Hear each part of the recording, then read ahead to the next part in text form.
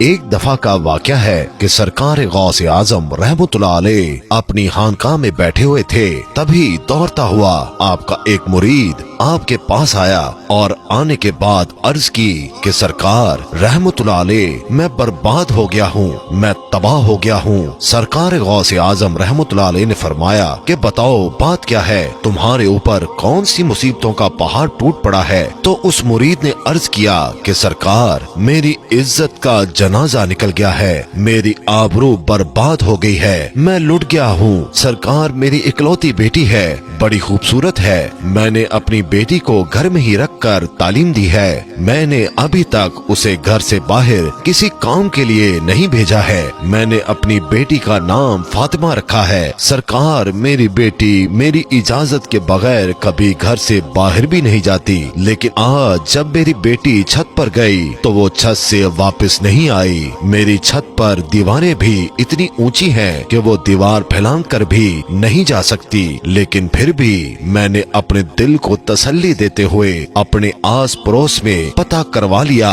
اور رشتہ داروں میں بھی پتہ کروا لیا ہے، مگر کہیں بھی میری بیٹی کا نام و نشان نہیں ملا ہے۔ سرکار غوث اعظم رحمتullah علیہ مجھے میری بیٹی چاہیے اور زندہ چاہیے۔ سرکار غوث اعظم رحمتullah علیہ نے فرمایا ٹھہر جاؤ، اور سرکار غوث اعظم نے اپنی آنکھوں کو بند کر لیا۔ چند ہی لمحوں کے بعد آنکھیں کھولی اور اپنے اس مرید سے فرماتے ہیں اپنے دل کی بےتابی کو دور کر دو، تمہاری بیٹی آج ہی ملے گی اور زندہ ملے گی اور پوری عزت کے ساتھ ملے گی۔ پھر سرکار غوث اعظم رحمتullah علیہ نے فرمایا اے میرے مرید کیا تم جانتے ہو کرب کے ویرانے کو؟ تو اس مرید نے عرض کیا سرکار وہ تو بڑا بھیانک جنگل ہے، بڑا دہشت ناک جنگل ہے، دن میں بھی وہاں جاتے ہوئے ڈر لگتا ہے۔ تو حضور غوث اعظم رحمتullah علیہ نے فرمایا کہ تم کرب کے ویرانے میں چلے جاؤ، پہلا قلعہ چھوڑ دینا، دوسرا قلعہ بھی چھوڑ دینا اور تیسرے قلعے کی چوٹی پر جا کر بیٹھ جاؤ، وہاں جا کر میرا نام لینا اور پڑھ کر اپنی انگلی پر دم کر لینا اور اپنے چاروں طرف ایک لکیر کھینچ لینا، پھر وہاں سے جناتوں کی فوجیں گزرنا شروع ہوں گی، وہ جنات دھاڑتے ہوئے بھیانک آواز نکالتے ہوئے تمہارے اوپر حملہ کرنے کی کوشش کریں گے، لیکن کوئی بھی جن میرے نام کی کھینچی ہوئی لکیر کو پار نہیں کرے گا۔ جب وہ تمام جنات کی فوج چلی جائے گی تو آخر میں شہنشاہ جنات کی سواری آئے گی، اور وہ شہنشاہ جنات اتنا طاقتور ہے کہ وہ بڑے بڑے پہاڑوں اور درختوں کو اکھاڑ سکتا ہے، وہ سب کام تو کر سکتا ہے لیکن میرے نام کی کھینچی ہوئی لکیر کو وہ بھی پار نہیں کر سکتا۔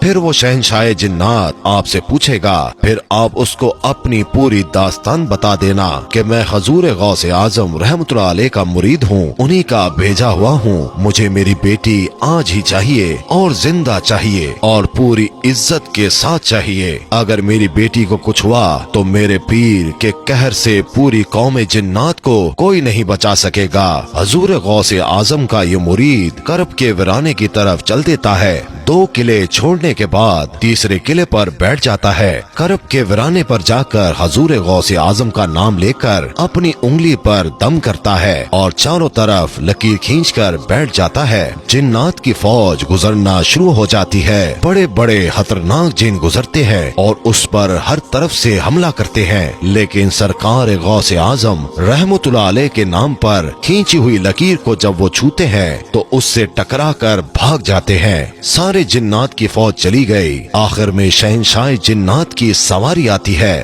وہ اپنی پوری شان و شوکت کے ساتھ آ رہا تھا۔ جب اس نے اپنے راستے میں ایک انسان کو بیٹھا ہوا دیکھا تو شیر کی طرح دھاڑتا ہوا اور ہاتھی کی طرح چنگھاڑتا ہوا اپنی پوری قوت کے ساتھ اس مرید پر حملہ کرنے کے لیے لپکا، لیکن جیسے ہی حضور غوث اعظم رحمتullah علیہ کے نام پر کھینچی ہوئی لکیر سے ٹکرایا، وہیں پر گھٹنے ٹیک کر بیٹھ گیا اور اس سے پوچھتا ہے کہ تم کون ہو اور کہاں سے آئے ہو، بات کیا ہے؟ حضور غوث اعظم رحمتullah علیہ کے مرید نے اپنا پورا مقدمہ پیش کیا کہ ऐ जिन्नात के बादशाह, मैं हजूर गौसे आजम का मुरीद हूँ। मेरी लड़की छत पर गई थी और वहाँ से मेरी बेटी गायब हो गई। कोई जिन उसको उठाकर ले गया है। मुझे मेरी लड़की आज ही चाहिए और जिंदा चाहिए और इज्जत के साथ चाहिए। जब शहंशाह जिन्नात ने हजूर गौसे आजम रहमतुल्लाह अलैह का नाम सुना तो अपनी फौज को वापस बुलाया और वापस बुलाने के बाद कहा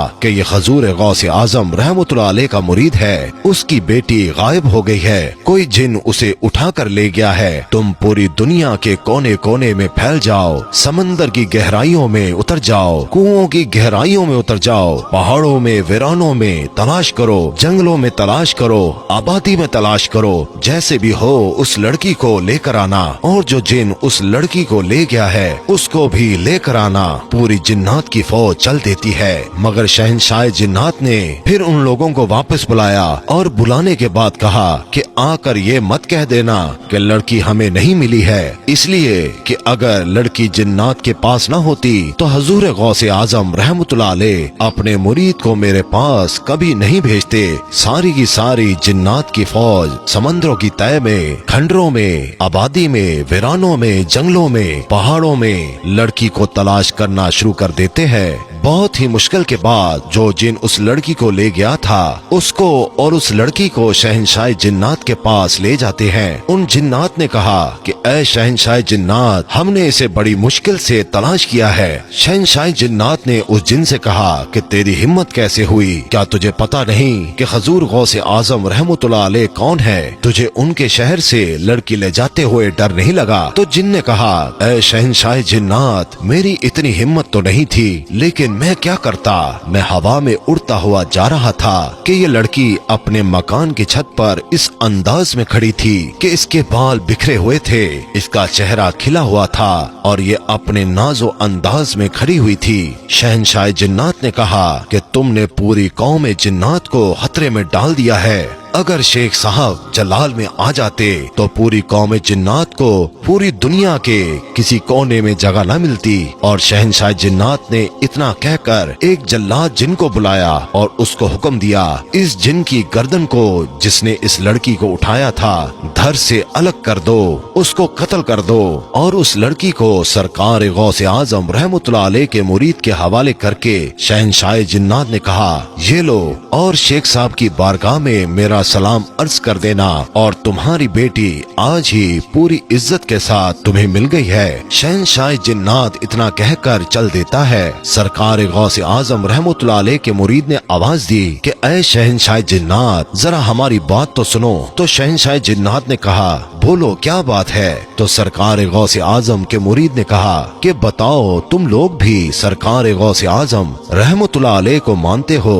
इतना सुनना था कि शहंशाह जिन्नात ने कहा, हजूर गौसे आजम रहमतुल्लाह अलैह जैसे इंसानों के शेख हैं, वो जिन्नात के भी हाकिम हैं। शेख की निगाह जब उड़ जाती है तो पूरी कौम जिन्नात में जलजला आ जाता है।